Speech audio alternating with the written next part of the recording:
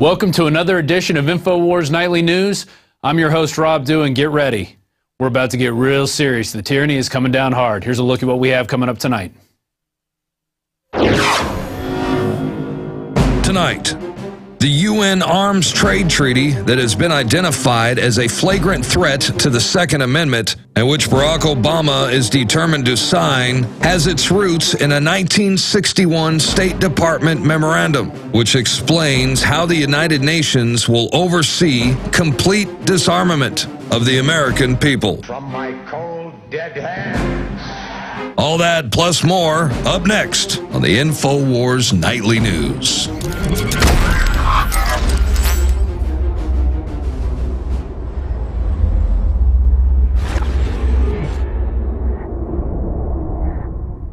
Last week, Aaron Dykes covered how the UN has been incrementally trying to dig into our Second Amendment. Well, guess what? It's hitting home now because we just released a story today titled UN Gun Grab Follows State Department Plan. This is going to get scary. The UN Arms Trade Treaty that has been identified by observers as a flagrant threat to the Second Amendment, in which Barack Obama is determined to sign, has its roots in a 1961, you hear that, 1961 State Department memorandum, which explains how the United Nations will oversee complete disarmament of all the people under the ruse of preventing war. Are you hearing me? That's what they're talking about. They're going to take your guns under the ruse of preventing war. Let's go to that document, and we'll come back to this in 1 second. Here's the document. It's entitled Freedom from War, State Department Publication 7277, released September 1961. Okay? September 1961 is when they started writing this. And you know what it says here? The United States Program for General and Complete Disarmament and a Peaceful World. Yeah, the only ones that are going to have guns are the United Nations soldiers. And guess what? There's not going to be any peace with them. They're going to be kicking your heads in and shooting everybody in sight. And they've already done it. It's happened time and time again. You can look at Africa. You can look in East Asia. That's what they plan on doing. That's their version of peacekeeping. We're going to go into this document right now. From the Office of Public Services, Bureau of Public Affairs. It only cost 15 cents. It was interesting in 1961. So in their introduction, they talk about a program for general and complete disarmament in a peaceful world. Okay, make no mistake about it. This isn't just hidden one time in this document. We're going to go through it all. They talk about freedom from war and security for all states. And what does security for the state mean? That means no security for the individual. That means you don't have any rights. It's only the state that's going to have rights. First, there must be immediate disarmament action. And this is written by our State Department. A goal of general and complete disarmament. Second, all disarmament obligations must be subject to effective international controls. You know what that means? No Second Amendment. They talk about the stages of the disarmament process. Third, adequate peacekeeping machinery must be established. Nations are unlikely to shed their means of self-protection in the absence of alternative ways to safeguard their legitimate interests, like freedom from tyranny. This can only be achieved through progressive strengthening of international institutions under the United Nations and by creating a United Nations Peace Force to enforce the peace as the disarmament process proceeds. You guys, you better get serious. You better start talking to people. You better start warning people because it's going to start happening soon. We know they're already training to do this. We've already been telling you this for years. Okay? And here it is from 1961, and it's been incrementally happening. Let's go back to the document. Disarmament goals and objectives. Preserve internal order and contributions to a United Nations Peace Force. So that's taxes that they're going to use from us to go back and take your guns later through the United Nations, through the blue hats. Establishment and effective operation of an internal disarmament organization within the framework of the United Nations to ensure compliance at all times with all disarmament obligations. Okay? Governing principles, we're going to move down here. Inspection and verification must establish both that nations carry out scheduled limitations or reductions and that they do not retain armed forces and armaments in excess of those permitted at any stage of the disarmament process. There it is right there in the document. Here we go on page 4. Arms and armed forces would be reduced. The armed forces of the United States and the Soviet Union would be limited to 2.1 million men each, with appropriate levels not exceeding the amount for other militarily significant states. Levels of armaments would be correspondingly reduced, and their production would be limited. This is all by a world body. This is not going to be through anything through our country. This is through the United Nations, which means there's no negotiations. There's only killing people and machine gunning them when they don't comply. States would be committed to other measures to reduce international tension and to protect the chance of war by accident, miscalculation, or surprise attack.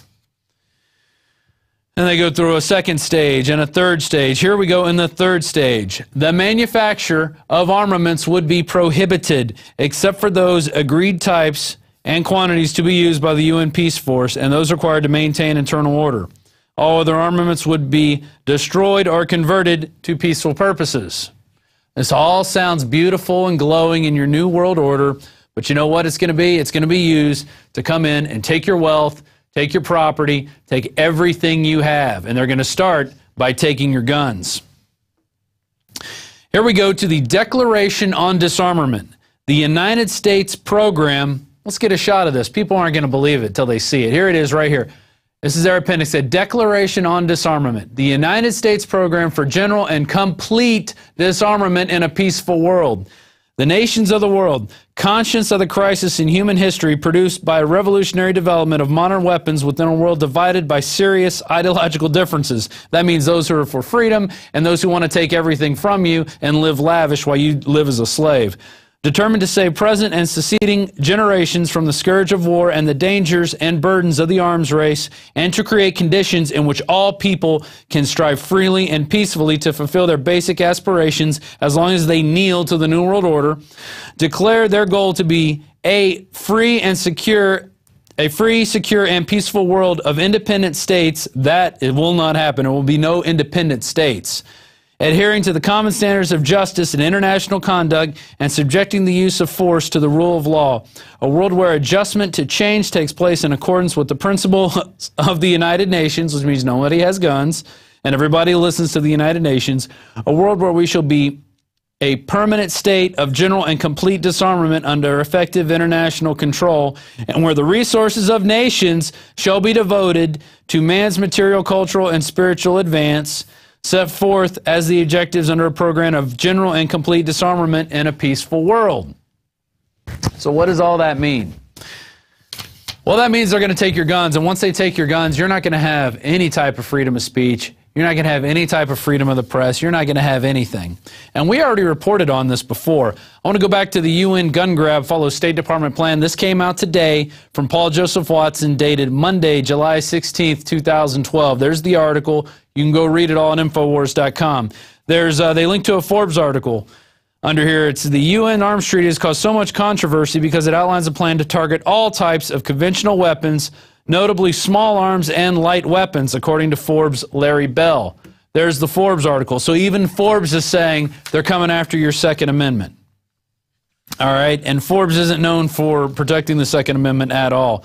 They also have a quote from U.S. Ambassador to the UN, John Bolton, who said probably the first intelligent thing I've ever heard him say. He also warns that the agreement is trying to act as though it is really just a treaty about international arms trade between nation states, but there is no doubt that the real agenda here is domestic firearms control. Okay? They're talking about your small guns. They're talking about the guns that can be used in a guerrilla war against the United Nations when they come to invade and send troops from other countries here to take your guns. That's what it's talking about. But you know what? You don't believe me, do you? You're still in denial, aren't you? Those who are out there in denial. Well, let's go to a clip. It's going to start off with the New Orleans chief of police during Katrina saying, no one will be allowed to have guns, all weapons will be taken. And then it's going to go to today's show where Mike Adams got a call from someone who was actually in Katrina with the 45th Infantry Brigade. I'm sorry I'm flustered because this information is really disturbing me right now. He was there confiscating guns. They were going door to door. They were kicking in as they asked, do you need any assistance? Boom. Do you have any guns? We're taking them. You said guns will be taken? And no one will be able to be armed. We will take all weapons. Today in New Orleans, they got a lot tougher on the holdouts. Police department, anyone home? Not only the flooded areas, but New Orleans' driest and wealthiest neighborhoods, too. Police department! The police and National Guard going street by street, house to house, sometimes entering open houses with guns drawn, and instructions to disarm anyone inside. Let's go to Chris in Oklahoma. Chris, you're on the air on the Alex Jones Show. Thanks for joining us. Hey, Hells Ranger, how's it been? Good. It's good here, man. How about yourself? Oh, pretty good, pretty good. I was with the 45th Infantry Brigade, Delta Company, 1st of the 279, 2nd Platoon. During Hurricane Katrina, I'm kind of calling in on yesterday's subject. I'm sorry about that. It's all right. But it's just, I've always wanted to get a hold of you guys and kind of get the word out there for those that still have that slight hesitation in the back of their head that gun confiscation can't and won't happen here. It already has. And I was only 21 years old, just really gung-ho, really dedicated to the Army, especially to the infantry. And I did whatever I was told. And what did they ask you to do? The first thing we did was we got a 3-week a book full of 3-week-old 911 phone calls, right? And then we had to go around and answering all the phone calls. So we were like cadaver dogs for about 3 weeks. And in between them, we would run night missions. And here's the thing.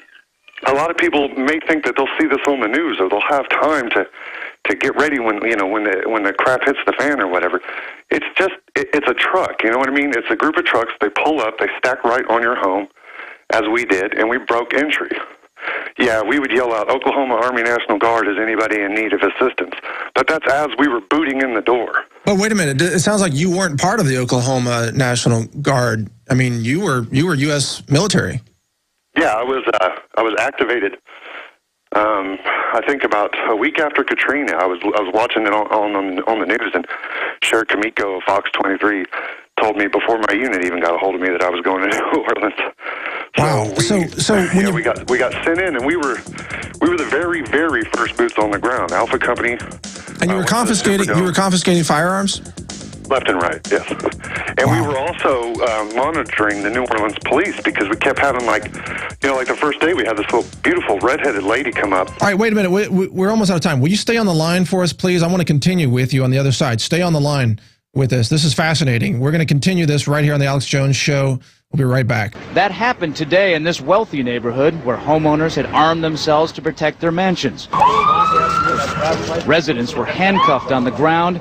In the end, police took their weapons but let them stay in their homes. They were a little bit threatened because our weapons were bigger than their weapons. Chris Montgomery says he'd rather be in Iraq than patrolling American neighborhoods. Walking up and down these streets, you don't want to think about the stuff that you're going to have to do. Somebody pops around the corner. I mean, shoot in America. Yeah. We have Chris on the line from Oklahoma relating a story about gun confiscation in New Orleans and that entire region following Hurricane Katrina several years ago. And Chris, go ahead. You were describing how you and your team were kicking in doors and confiscating firearms from people. Did anybody resist? Did anybody ever shoot back? What happened? Well, we had a couple of people resist verbally, and they got stuffed and cuffed very violently. We throw them in the back of the 5-ton or the deuce and a half or whatever, and then we take them out to the Greyhound bus station, which was the police station at the time. Like what I was saying, like before we came up or before the break, I think it was like the second day we were there. This redheaded lady came up to our platoon's area, and she sat, or to our company area. She sat on the curb with her knees in her chest, just rocking back and forth, crying uncontrollably. She sat there for almost 27 hours, just refused to move. We talked to her, we did everything we could, just didn't want to, you could tell she had been through enough. She'd been repeatedly raped by men in NOPD masks and NOPD uniforms. Oh, you're kidding me. So we were told, at that point we were told the NOPD obviously isn't our friend. We need to start watching them. The FBI had us out there at Cooter Brown, which is the NOPD sheriff's brother's bar. It's like the big cop bar there in New Orleans. Just so people know, NOPD's New Orleans Police Department, just for people who know. Yeah, definitely.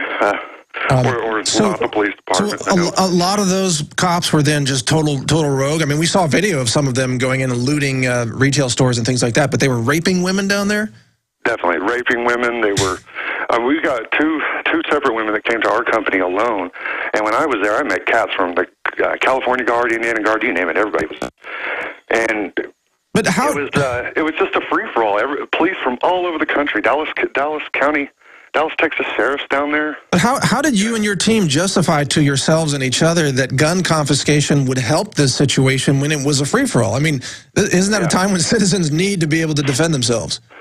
It never, like I said, I was just ignorant as hell, and that's kind of something that I worry about with the kids today. If they really realize what they're doing.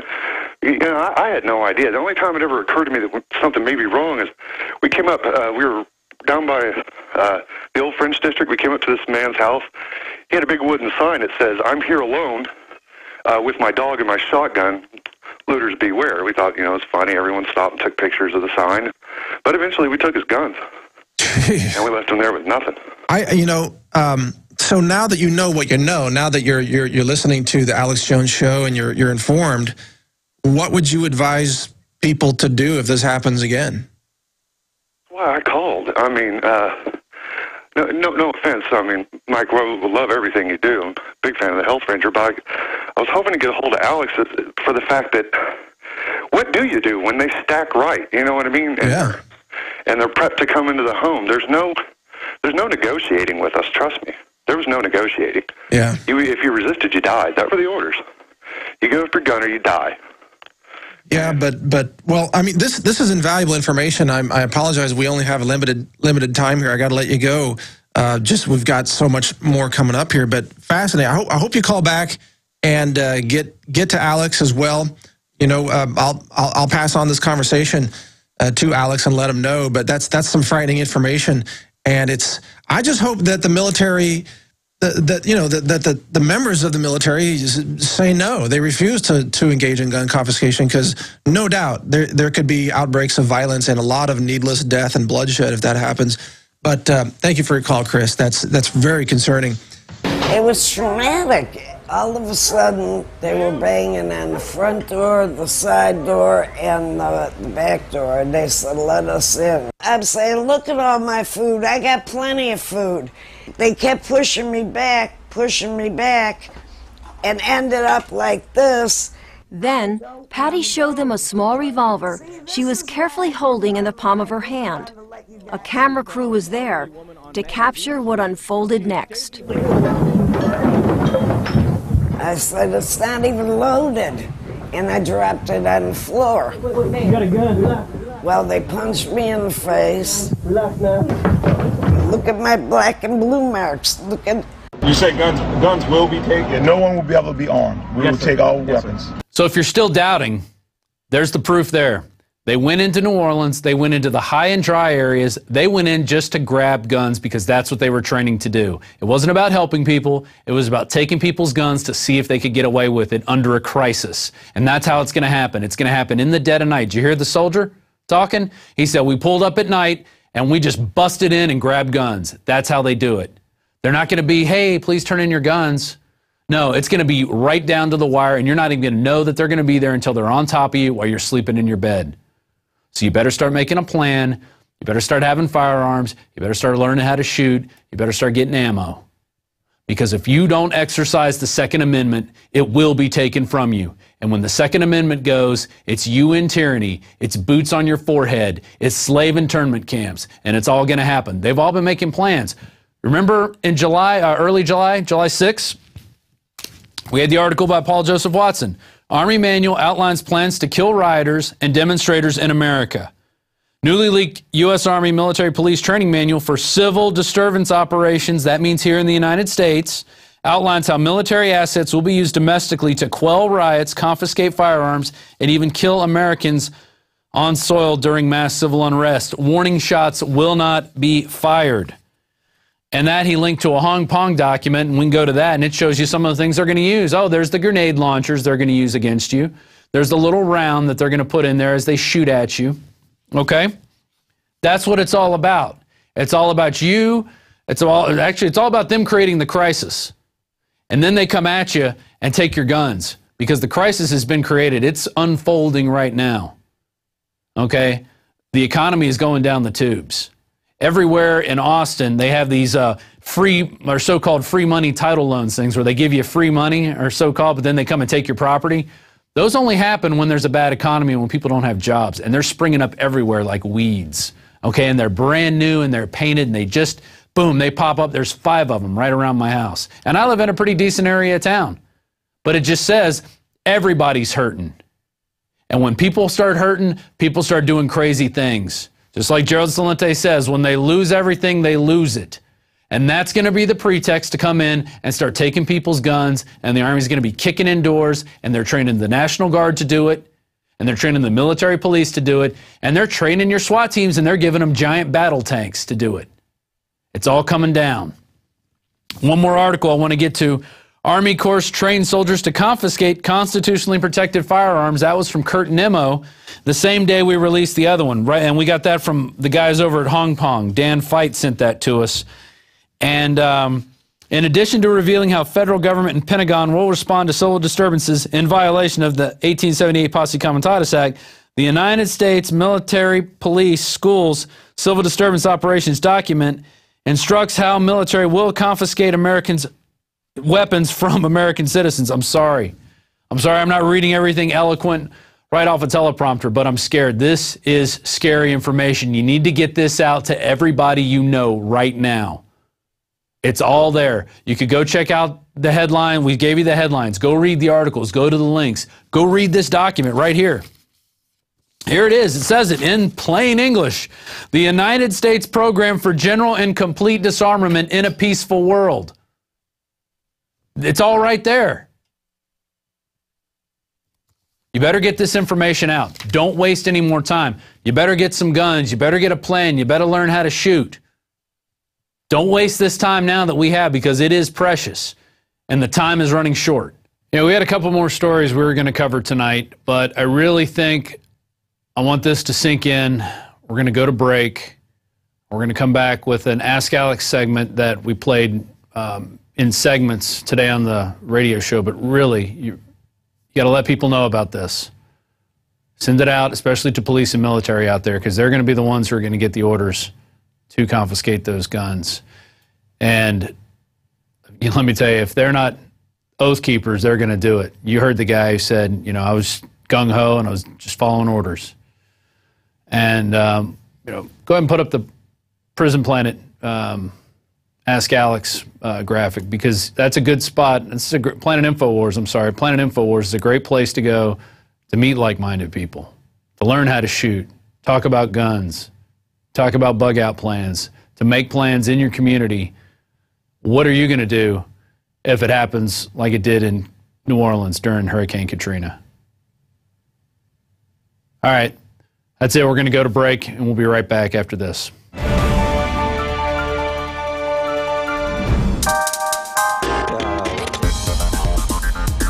Christy Hightower here for PlanetInfowars.com, bringing you your weekly Patriots Are Talking update. Every day, I get more and more excited to see how you Planet Infowars users are utilizing things like events and missions within groups to come together and share knowledge, or reading your articles where you're sharing your research and your passions. For example, user Paul wrote an article this past week called Grassroots Activism, and he provides a short explanation for why and how you can exercise your civil rights. Or even on a different subject matter, if you're looking for how plants can heal you and help your health, you should check out Galen's article detailing 5 great herbs for your skin. Lavender, I think, is among them. And also, lastly, a reminder that we are paying attention to your well-written, well-cited articles. Melissa Melton actually has an article from Planet Infowars titled CDC Pushes Measles Vaccine.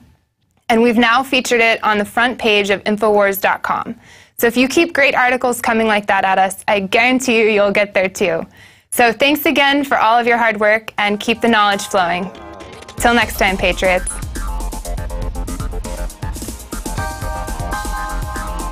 Sick of the globalists, eugenicists, control freaks adding poison to your water and laughing as you get sick and die? Start purifying your water with ProPure. My friends, I've done a lot of research, and the best gravity filter out there, bar none, is ProPure, and it's available discounted at Infowars.com. Its filters are silver impregnated to prevent bacterial growth. There's no priming required. It's NSF 42 certified. Optional fluoride filters can reduce fluoride up to 95%. Easy to set up and use. Doesn't require electricity. Purify water from lakes, streams, ponds, and wells. This filter system leaves in beneficial minerals, which is key. Save money by not buying bottled water and avoid BPA that leaches from the plastic. ProPure is the best gravity-fed filter out there. It's what my family uses. Infowars.com already has the lowest price on ProPure. But if you add the promo code WATER at checkout, you get an additional 10% off at Infowars.com. You can also call to order 888-253-3139.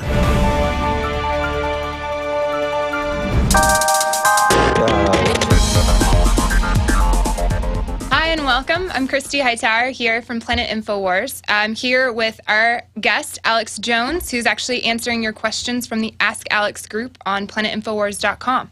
This is a special edition marathon version. So we're doing 50 questions. We'll probably cut it up into little parts so that you can stay tuned. So let's get started, Alex. Now, keep that in mind. Keep them short.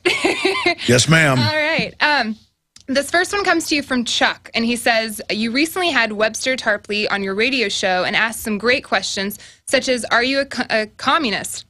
To which Webster replied and elaborated on what he believes and explained as a true American political economic system. And a lot has been going on, and I know that you have numerous issues to cover in very little time, but I'd be interested in hearing what you think of Tarpley's comments about this political system. He speaks of, and he takes a part on libertarians. He had a wealth of information to support his ideas. So no, that's enough. Yeah, no, I mean, because I did the interview, so I hadn't read the question, but I remember it. Absolutely. Look, it's a difference of views, and he claims the American system is this state-directed system, and it really isn't. Yeah. Some of what he said's true, and it's all a philosophy, but if you don't have an engaged, informed population that demands liberty and freedom, you're going to have corruption take over, whether it's a libertarian, laissez-faire system, whether it's a state-directed system. When the public becomes a bunch of TV-head jellyfish, everything is going to go to hell in a handbasket. And so I, have open debates about a fiat currency run by government or a gold or silverback, the Ron Paul, von Mises view. But overall, government centralized systems get taken over by special interest and become extremely corrupt and generally are the worst system. So, I mean, I've thought long and hard about this. I've read the literature and history across the spectrum, and Tarpley's great on history and great on power structures and the eugenicist. God love him. I saw one commenter one time when somebody called in and asked about him, said, don't be two-faced behind his back. Tell him this to his face. It's on the radio and TV. This is not behind Tarpley's back. But I promise, next time he's on, I'm going to say, Tarpley, you got some blind spots. You think we should all take all the vaccines because it's some weird communal proletariat thing. You like McDonald's. You like aspartame, Diet Coke. I mean, he's very proud of this. He goes, what are you going to do, Robinson Crusoe? And I go, no. Robinson Crusoe isn't not taking shots and drinking aspartame and eating chicken McNuggets with silicone in them. So Tarpley's a really smart guy, almost savantish in many ways, because I've been around him personally. He speaks like 5 languages fluently. But look, I'm savantish in a way. I'm sure everybody is. I've got some spots that are lacking. I like Tarpley. He's kind of like a entertaining mascot around here. I mean, we all like Tarpley as a person. It's just his belief in the state, and that the state is the arbiter and is the birth from which all goodness flows. I think he's ass backwards in history. Absolutely. So I disagree with him, and that's what I have to say about Mr. Tarpley. Good question. Had to have a longer answer. We've got we're one question down here at planetinfowars.com, folks. This is where you meet. This is where you get involved. This is where you take action. We're going to have a letter to the editor section. I want to get that set up at the time. All right. So folks can send not things that I'm going to comment on, but we're going to have Christy sit here and read. And then if you have a comment, that's great. Yeah. I think once a week you should read maybe 20 letters. That'd be awesome. Or 4 paragraphs or less. Got to have a rule on that. And then just read them. That way your view, unfettered, goes out. Or I could read them. I mean, whatever. That would be interesting. Aaron could read them. Aaron over there running the camera right now because he does such a darn good job. Good Aaron has a Facebook following, actually, Aaron. Oh, Aaron. Aaron's a rock star over there of Liberty. All right, go ahead. All right, well, this next one comes to you from Keisha, and she says, Alex, if you could go back in time, it's kind of a fun question, actually. If you could go back in time and when you were younger, but still keep all of the knowledge that you have right now, what would that look like? Imagine coming home to the first day of kindergarten being a genius. Oh, yeah. Don't we all wish for that? I don't say I'm a genius now. I've often thought, I think everybody's thought of, think all the mistakes I made. What if I knew all that? Gosh. You know, back then. And I think that's where listening to your parents comes from. But we almost genetically are designed to want to get out of the nest, start our own hut, get out of the system. And our parents are telling us things and we're like not listening to them. So there's 3 ways to learn, I guess. There's by revelation, where it just beamed into your head. There's by experience, and there's by being taught. And experience is a great teacher because you really remember it. But it would be better for young folks out there, even if your old man or mom aren't perfect, they care about you. They're gonna give you some overall advice that's good. So it's best to not, detest them because in a way you're detesting yourself.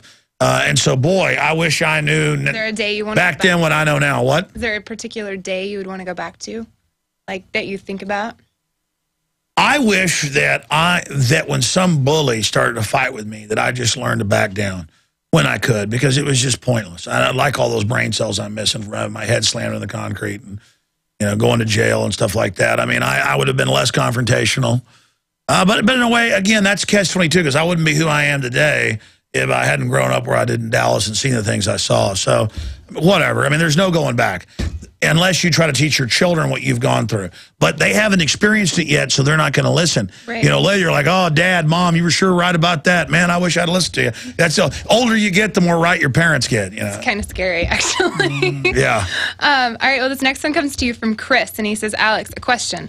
Are things so different here in the UK? One thing I've noticed from campaigning in the UK is that the US campaigning is so much more vitriolic. Do you feel you need a louder voice in the U.S. to get noticed, or is it just plain wrong? Is that wrong?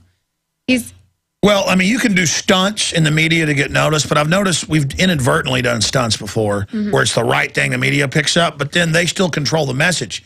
It's like you put out something that they're ready to pick up and make big. It's because they can spin it to their advantage. Right. So I've never really been calculating about what I do. It's more of, I think this is important. This is what I'm thinking, feeling. I like to impart this. And some of it resonates with people. Some of it doesn't. So it is what it is. That's why it's important with things like planetinfowars.com that people get together there, start their own campaigns, get involved, meet others. Because there are people watching out there right now who are smarter than I am, more eloquent than I am, more informed, who've had life experiences that are going to be, bring pieces of the puzzle that I can't cover. That's why I'm trying to hire all these great reporters and bring in other graphics people and expend the capital I've accrued to try to really go to the next level. Because I realize this is a very important position we're in. And that's why a lot of times it'll be midnight and I shoot a video and upload it. It's because I realize, man, we've got this limited window to actually affect change for the good. It's a key time in history, right? What question are we up to now? We're up to number 4. Am I moving fast? You are moving fast. I'm very Continue the interrogation. Here it goes. This is actually from user Tofu, clever username.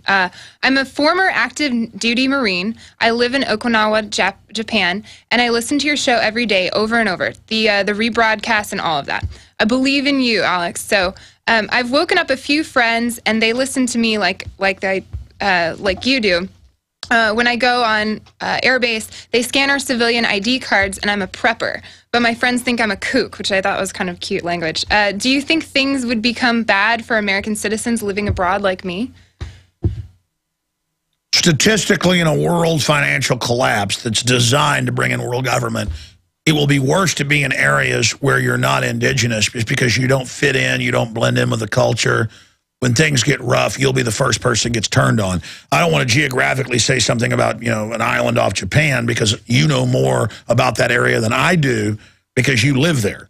So I think your question states the concern and the knowledge you already have.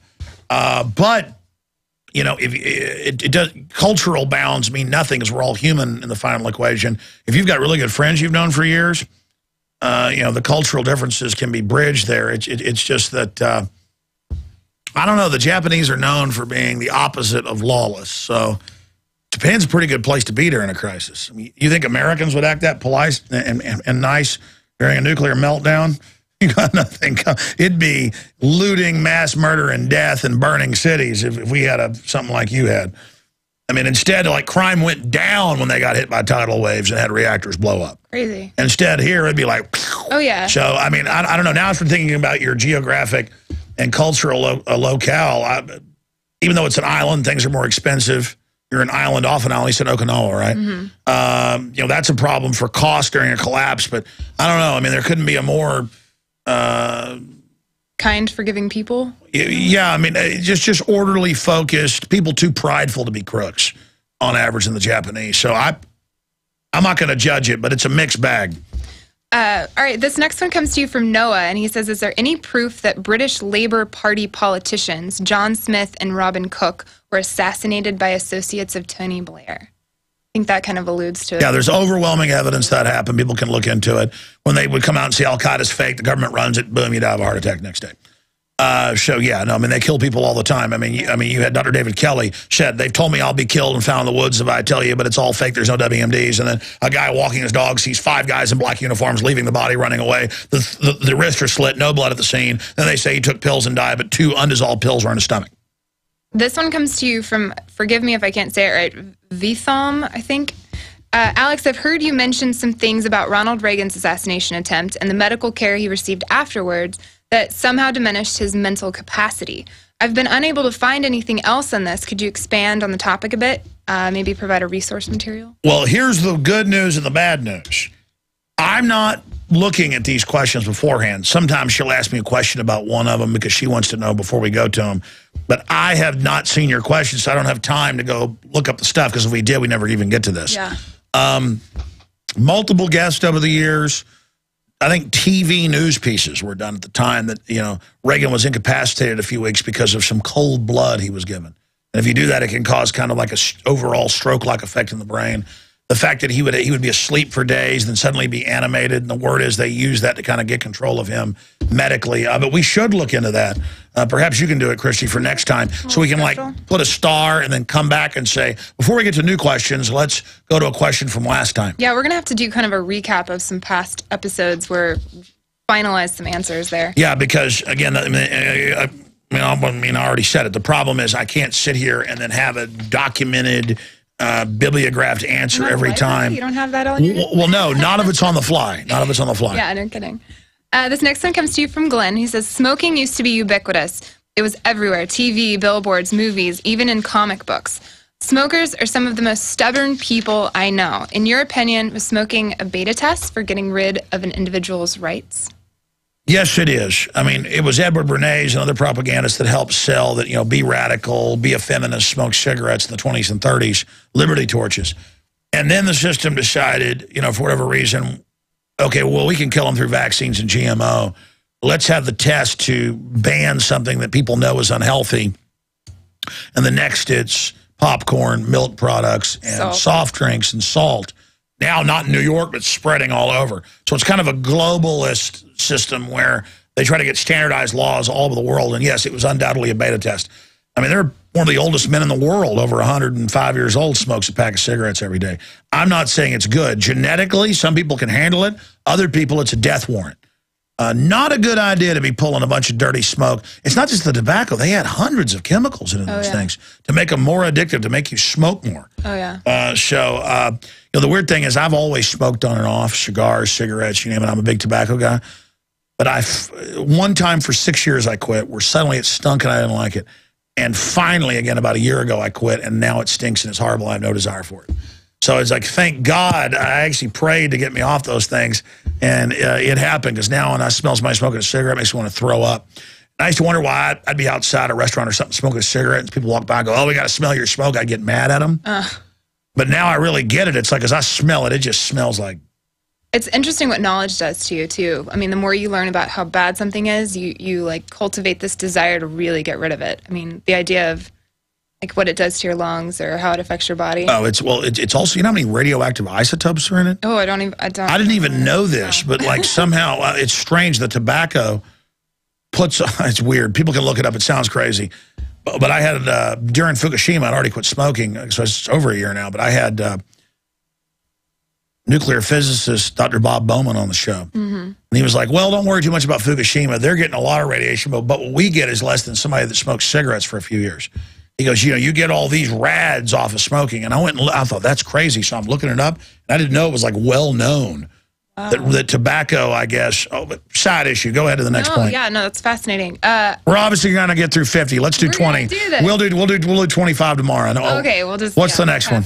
This one is actually more of a complex question. It says, Allied governments are covering up non-HIV cases. And this girl, actually, her name is Kayla, and she says, like mine, under the chronic fatigue syndrome.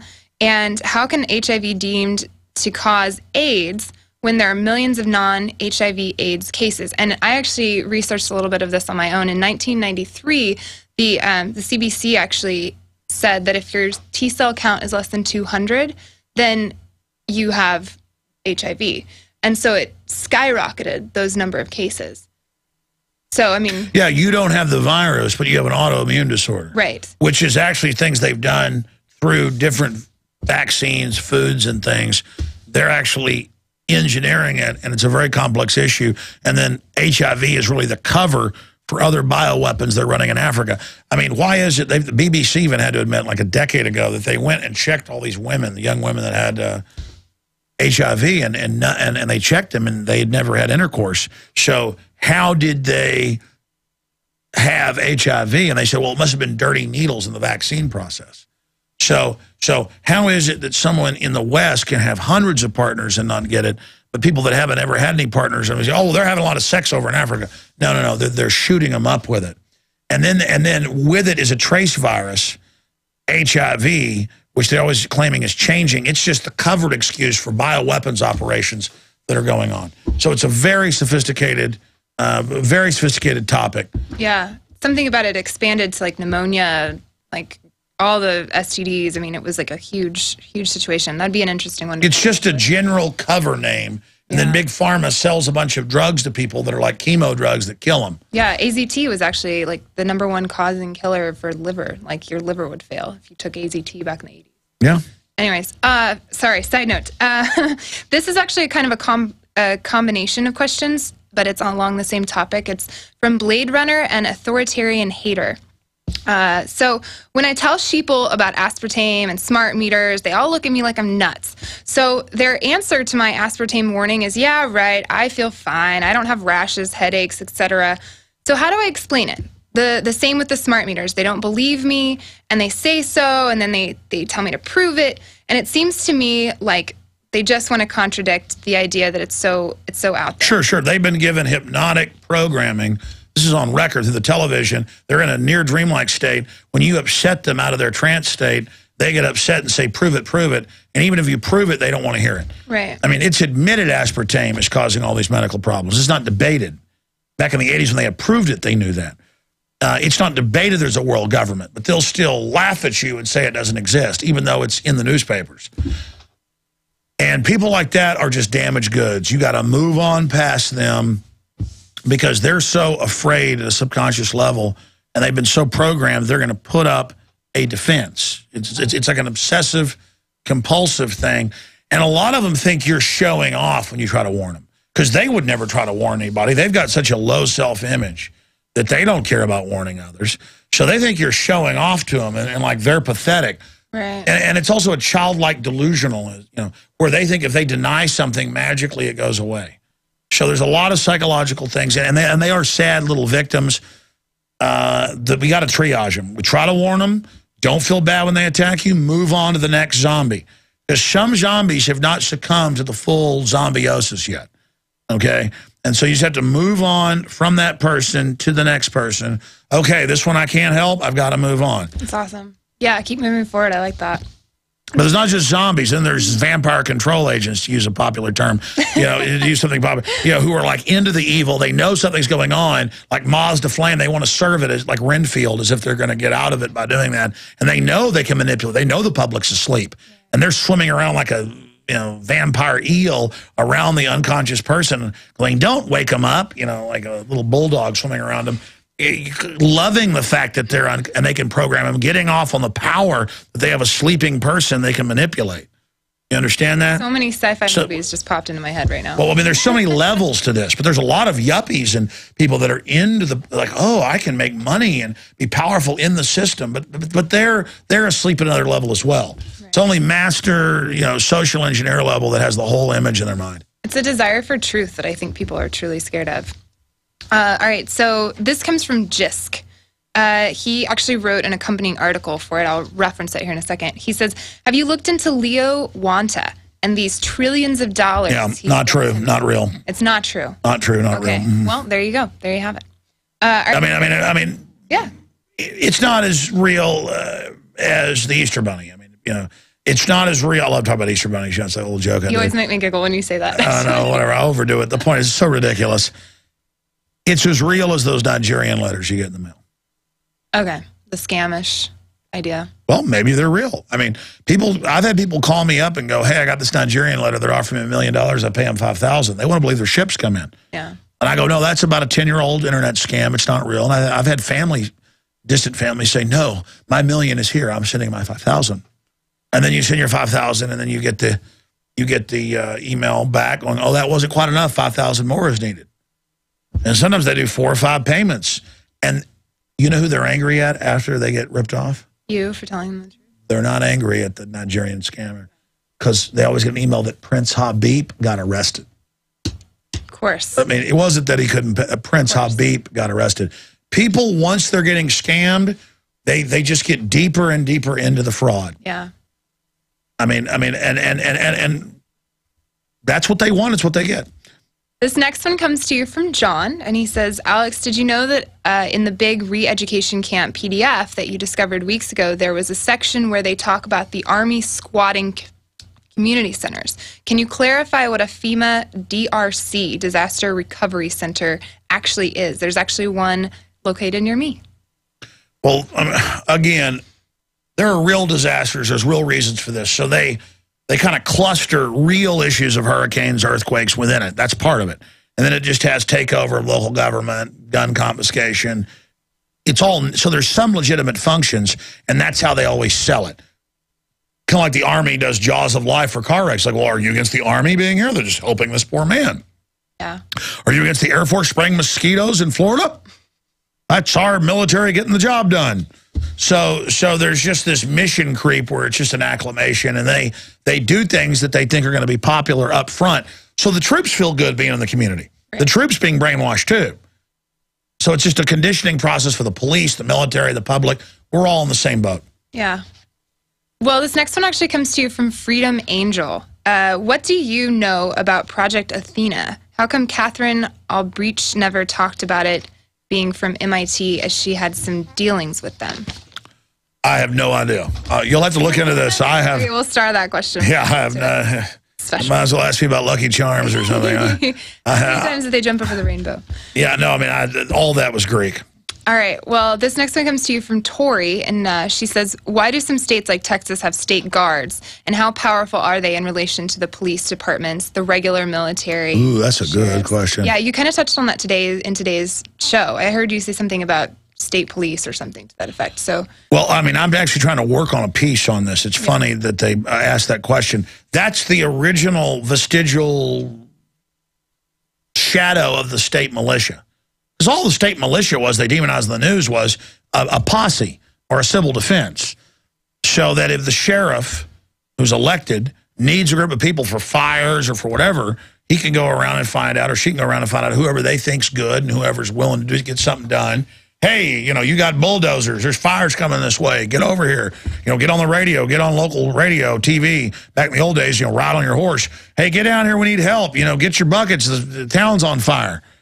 And so states have guards, and then they also have the National Guard. Originally, it was state guards, and they set up National Guard. It was under the governors. Now they basically federalized those where they're federal, so they're even getting rid of the state having its, quote, National Guard. And so it's really what's left of the militia.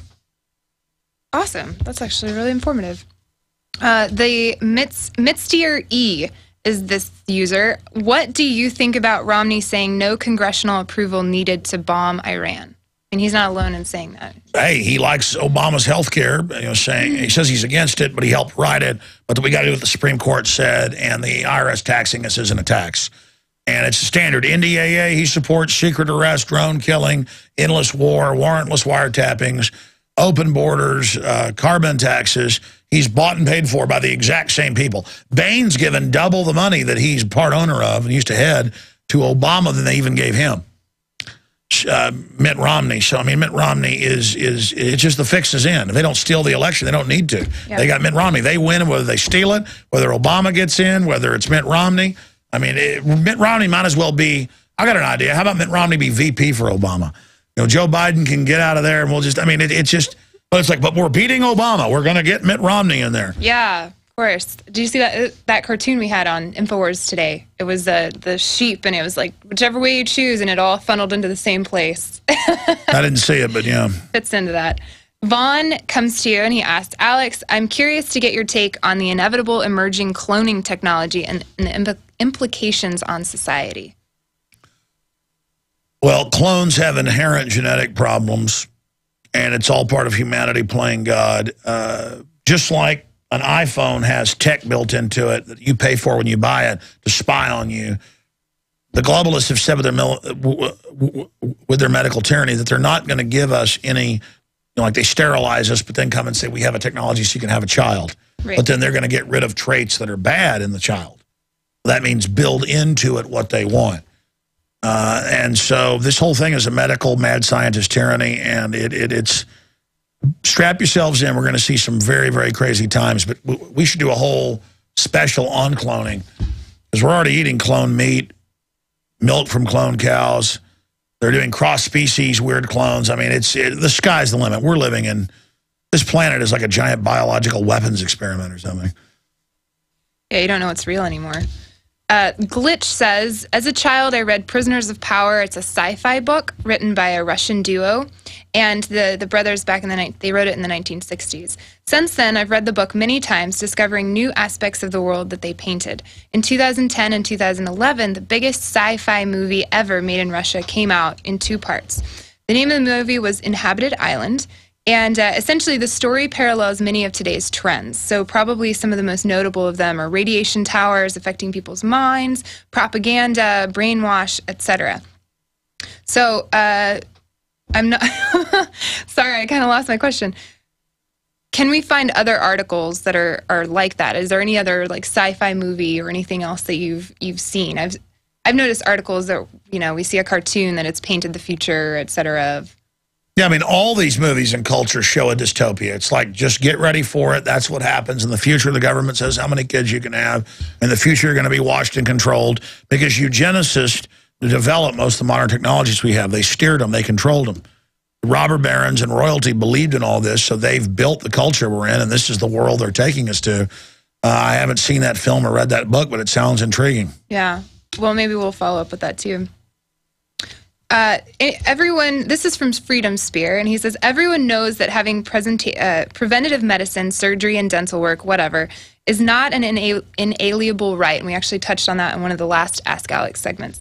Moreover, passing a law that mandates purchasing such services, products, anything else is completely unconstitutional and very illegal. We've covered it.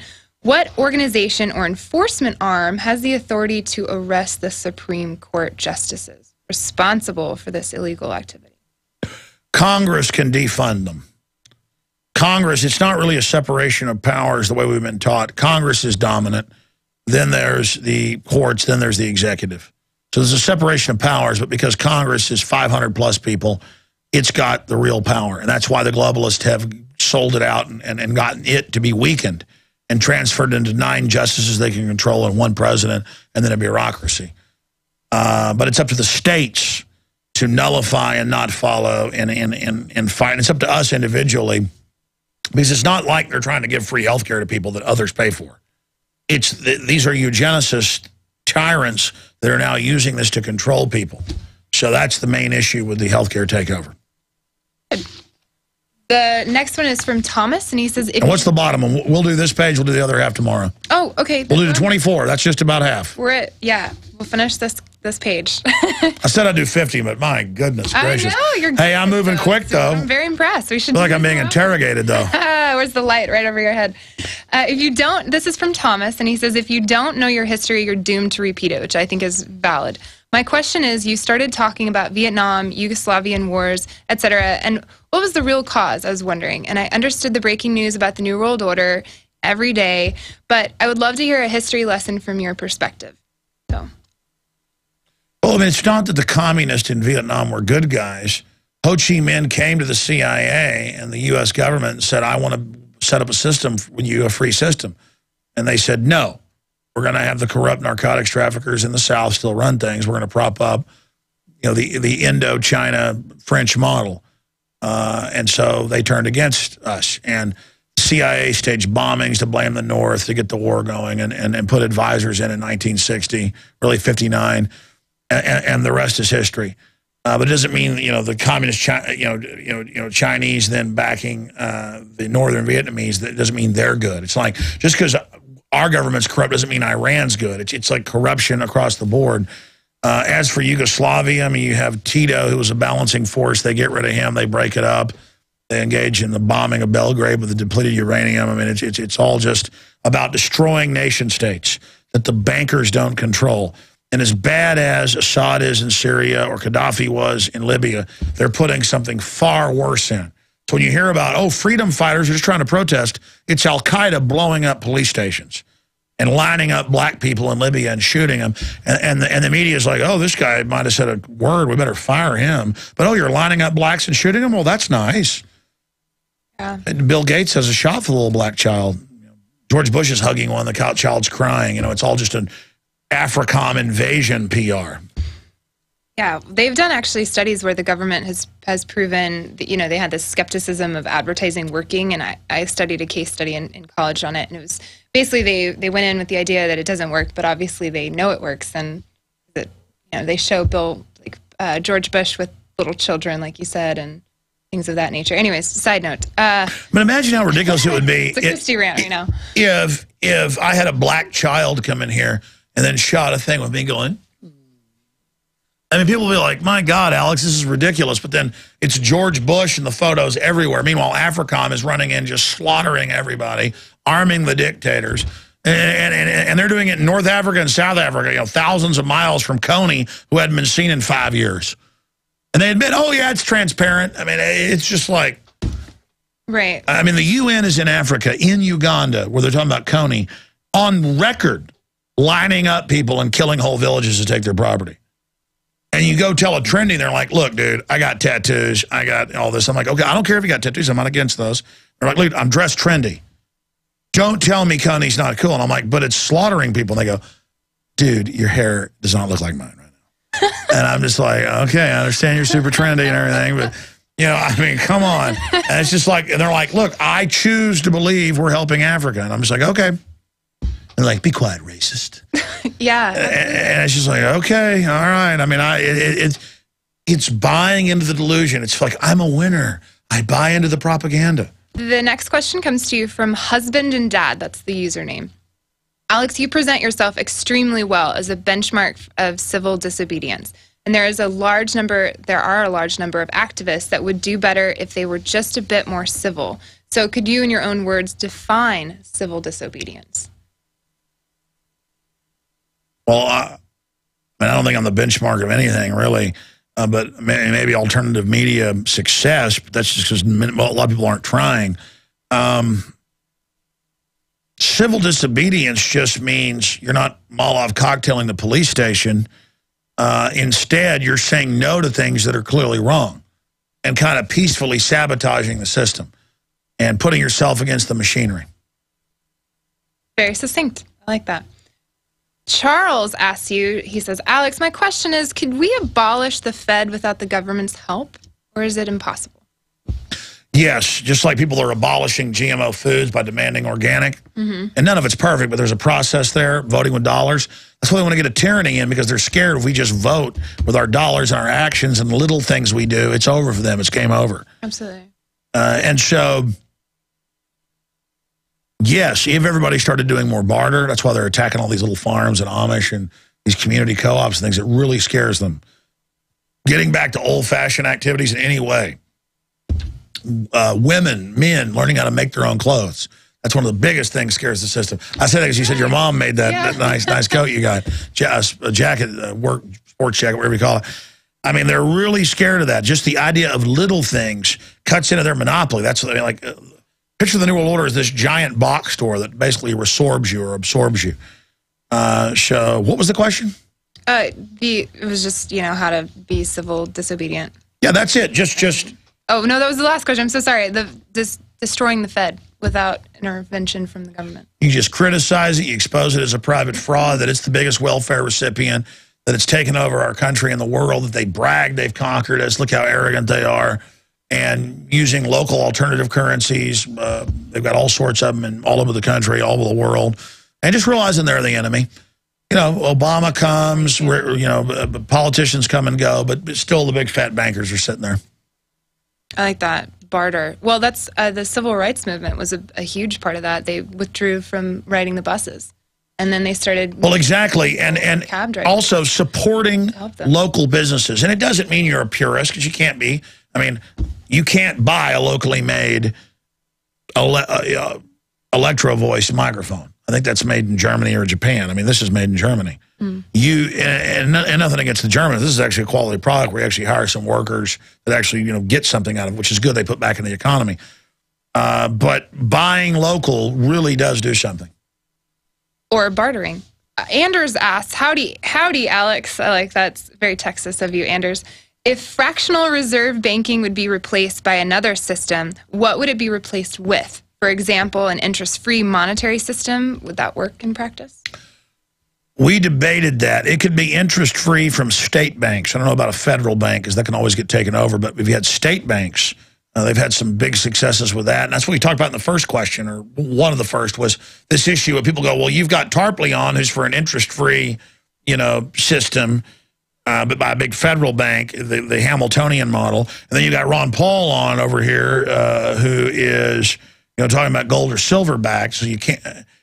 Any of these systems can be manipulated and gamed. It's mainly about a debate and monetary, people being informed monetarily, so that the system, because they can corrupt any system. But if the people are informed about monetary systems, that gives a leg up against it. Knowledge is where you start, and then it's action from there. That's leading to.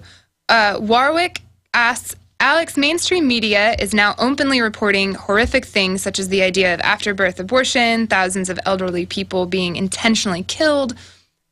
Is this mainstream news, is this, ultimately he's asking, is this showing that we're winning? Like they're actually reporting on something that we find to be true, or are they just kind of throwing us a bone? I used to think that all this stuff coming out was victories. And a lot of it, and it's a mixed bag. Sometimes a reporter gets it through, an editor says it's the right thing to do. And I know in the last decade, that last 5 or 6 years, that really started where people went out and did real reporting. Their boss backed them because maybe the newspaper editor's New World Order, but now their kid's autistic. They figure out this is important. They allow it out. So more and more people started getting the truth out. So the system kind of just went, okay, yeah, we're going to kill old people. What's the big deal? Yeah, we're going to kill kids up to age 3 if we want. So it's people telling the truth and hitting the barbed wire to get the truth out. Oh, that is a victory. But there's also a lot of just acclimating. Oh, you want the truth to come out? Yeah, open the floodgates, and suddenly in hundreds of papers, we're run by foreign banks, you're slaves, you've been conquered by world government, there's nothing you can do about it. So see, it's kind of like the system's gone from denying all this because they realized people weren't listening to them. It was discrediting them, denying things. So they've kind of just gone to a now open the floodgates. Oh, you think there's some tyranny? Yeah, this is what you didn't know was going on. What you going to do about that? And you're like, oh, my God, and there's hell itself right there. And they're like, yeah. So it's a lot of things. And also their agenda now is moving into light speed, so they can't hide it anymore. You know, they also do this in a monotone voice, if you notice. Like, does it... Yeah, they don't want you being emotional. I was never successful on purpose, whereas I wasn't angry, and they're always like, don't get upset in politics. Don't be calm. That's how you get through to people. Bull crap. When everybody is in a drone, mesmerized state, they need to be awakened by it by having their survival mechanisms in their mind activated. And I'm a guy hopping around like a dog barking. I mean, it'd be like if robbers were breaking in your house, you get up and they're like crowbarring open your garage or whatever, your car, and you look at the German Shepherd and you go, shut up. I can't believe you were barking. That is so extreme of you to be barking at them. You know, we get upset and motivated for a reason. So I'm kind of like, rrr, rrr, rrr, rrr. They're like, no, that's not how you get through to people. Everybody's like in a zombie state of sleep, and I'm like, rrr, rrr. And they're like, no, that's extreme. Don't listen to him. There's nothing going on out there. In the employee handbook. This is how we do it around here. I See the Future user asked you, in 1998, the movie Ants shows grass, lawn made into exact shapes of New York Twin Tower skyline. How does Hollywood know of false flag years in advance? Obviously, it's all kind of coordinated. I haven't seen that clip, but there are literally, no exaggeration, 60, 70, I was about to say hundreds, it's probably in the hundreds, of news articles, things about pre-9/11. Mm-hmm. And the worst example, best example, it's horrible, is Fox Television had the Lone Gunman spinoff of that big hit show they had, X-Files. And in it, the government hijacks a jumbo passenger jet to fly to the World Trade Centers to blame it on Afghanistan, and they use a drill to claim that hijackers got on board to cover up the fact that it's really remote controlled. Now, that's exactly what happened 6 months later. So I'm pointing out this is a government op. And then I get a call, Dean Haglund, the star of the show, once he was in the X-Files too, wants to come to my house and talk to me. And he shows up, it's Dean Haglund from television. He goes, yeah, the CIA approached us and planted that story. And they did it with others. Well, I mean, obviously, why do they do that then? It's like a pre-programming thing. Ties back into that news idea. Yes, so subconsciously you're ready for it, but also it's a message so the bankers that run the CIA, they can say to the Russians and others, we're not going to say who did 9/11, but did you see Fox's Lone Gunman? Don't play games with us, okay? If we'll do that, we'll do anything. We're ready for nuclear war with you. You submit and do what we want, and you shoot your people up with cancer viruses or you're all dead too. So they put these in messages so they can go, we're not going to tell you what we're going to do, but have you seen this movie? Right. How many other movies we make come true? And I saw this with Gary Hart. I saw this with Gary Hart when he wrote a letter to Ahmadinejad saying, we've staged terror attacks before, we'll do it again. He published it in the Huffington Post. And when Luke Radowski, or it was other folks we are changed, I forget, but it's in our film, Truth Rising. They confront him. He goes, I didn't write that. When they pull the letter, he goes, oh, I did, but it's a mock letter. He started sweating and freaking out. Like, I got one that can see. He couldn't believe that was happening. I mean, that's a really great question right there they just asked. What's the last one for today? 26 tomorrow. I just did 24, and I'm going to go shoot the news right now. No rest for the wicked. I didn't know I was this wicked, but... all right, so Sovereign Think asks you, this is the last question, so this is technically 24. What are your thoughts on the NSTIC program? Is it dangerous as I think? Is it as dangerous as I think? Required biometric access for the internet? 3 or 4 years ago, they already had that built into the new Microsoft stuff, and that's what they plan is an internet ID so they can tax you, track you, trace you. And Google's already changing stuff so they know who you really are if you have multiple accounts so they can ban you from the internet. I'm not familiar with it. Is it like a thumbprint situation? Yeah, they're going to make you thumbprint and face scan to buy and sell, get on the internet, you name it. If you're not a good globalist, you can't travel, you can't live, you can't do anything. And people will be like, I don't want to help you. They'll turn my ID off. And so it'll be the ultimate fear. And if they get to that point, it's going to be devastating. Like, I can't upload Alex Jones videos. He's been banned before. And if you do, you get banned from the system. I need my creds on my card, and I need it. I need it. So, I mean, it is absolute takeover by that little criminal Bill Gates. Well, and that is a hell of a way to end it. I want to start back with that when I'm fresh tomorrow. All right, we'll just reissue that. We'll start over with 24 because that is an incredibly important question. Absolutely. All of them were great. PlanetInfowars.com. Go there, meet, use the web while we've still got it. Organize. It's in beta, but it's working a lot better than it was a few months ago when we first launched it. Absolutely. Spread the word about it. Make your own YouTube videos about it. PlanetInfowars.com. Christy, take us out of here. Thank you all so much for tuning in. Keep your questions coming. They're amazing to read. Ask Alex on PlanetInfowars.com.